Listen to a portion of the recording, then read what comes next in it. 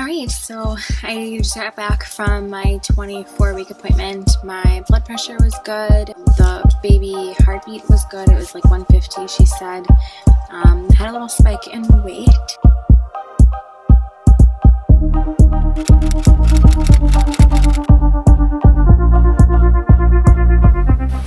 Good morning. Most awkward angle ever. So right now you're on my computer. I'm just logging in.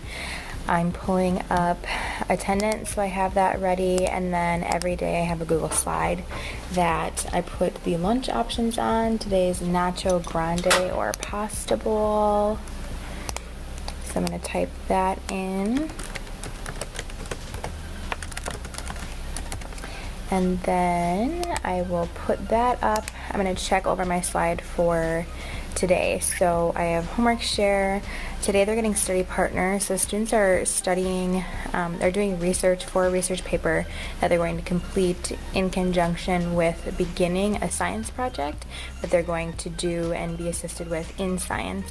And then after they're done with that in math, they'll go over all their data and make tables and everything, put it all on a presentation board, and then actually present to a judge scientist. They're studying individual topics, but I still think it's really important to have a research partner just to hold them accountable. And today we're going to talk about introverts versus extroverts as people and like strengths of each, and try and pair up one of each and see how that goes. It's going to be a little bit of an experiment. It's something new. It's part of the Lucy Calkins curriculum that we have. So we'll see how it goes.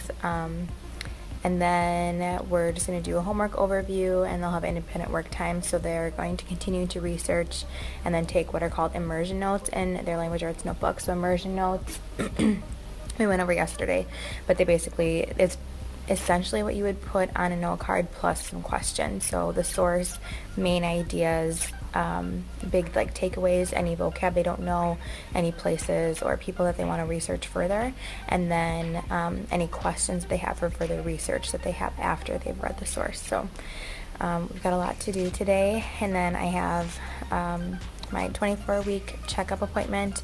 I'm 25 weeks as of yesterday, but I'm off a little bit, which is fine. And then I'll come back for my last class of the day, and then my little one has dance class tonight. So it's going to be a busy, full, fun day. I wanted to talk a little bit about the second trimester in teaching and education just in general, and how that's been. It took me quite a while into my second trimester to get over how tired I was. I was probably 20 weeks, and I wanted to go to bed right away as soon as my daughter did at night, which was like 7:30. Eventually it got a little bit better.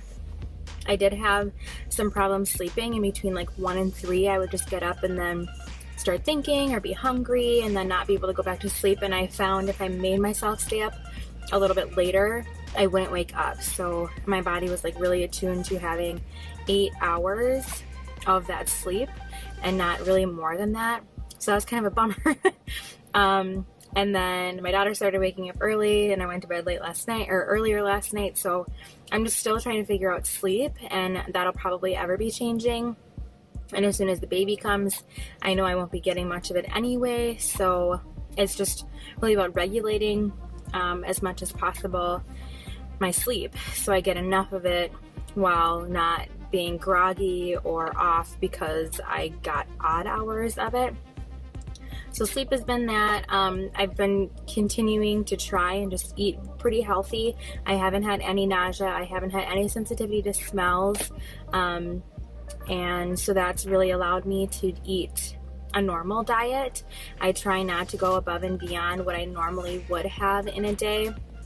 Not eating for 2 human beings, but just if I'm hungry, grab like a graham cracker with peanut butter sandwich in between and eat that, or an extra apple or an extra banana. Having that healthy extra food is something that I've been trying to do.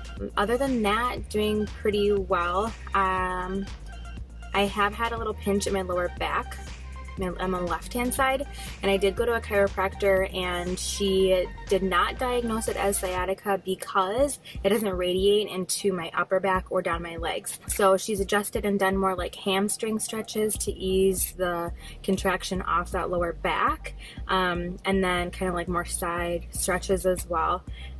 So that's really been helping, and then a little bit of heat too. There's information that you shouldn't or use heating pads, but as long as it doesn't raise your body temperature, it should be fine. So that's what I've been doing. I'm trying to think of anything else really. We haven't really started, I've started thinking about it, but I haven't actually started putting the nursery together or anything like that. So that's something I might put together. And other than that, I'm about to go inside, and I have my 24-week appointment. I'm 25 weeks today. I think I said that earlier, but I'm just like behind on my appointments because of when they needed to schedule my ultrasound, because they want you to be 20 weeks at a minimum for that, and that was all good too. So we'll check in a little bit. Alright, so I just got back from my 24-week appointment. My blood pressure was good. My the baby heartbeat was good. It was like 150, she said. Had a little spike in weight, so even though I'm trying to be more conscious of it, she said obviously the holidays was something that contributed to it, as well as around 20 weeks your blood volume doubles in your body, so that could be some of it as well, but just to continue being careful. But it was really quick, like in and out appointment, nothing really invasive. Next time I'll have my glucose test, so that'll be a longer one. It's early in the morning as well, so I have to make sure I take off the morning for that one, just because there's not like, I would have had to fast. That's what it was. You have to fast a certain amount of time before you, or like that whole day really, until you take that test. So they wanted me to take it as early as possible so I could eat, which makes sense, but also like when I have a good chunk of time in the afternoon or even evening, because I get off earlier due just to the school day, the way that it works, it'd be nice to have those later appointments, but also it just is what it is. I'm trying to save up my sick time because we don't have paid maternity leave, so the sick days are what I have, and then the rest is just unpaid for FMLA. So it stinks to have to give up a sick day when I feel like sometimes it's avoidable, but again, it just kind of is what it is, and things need to happen. So I caught you up earlier on what I am feeling as far as second trimester.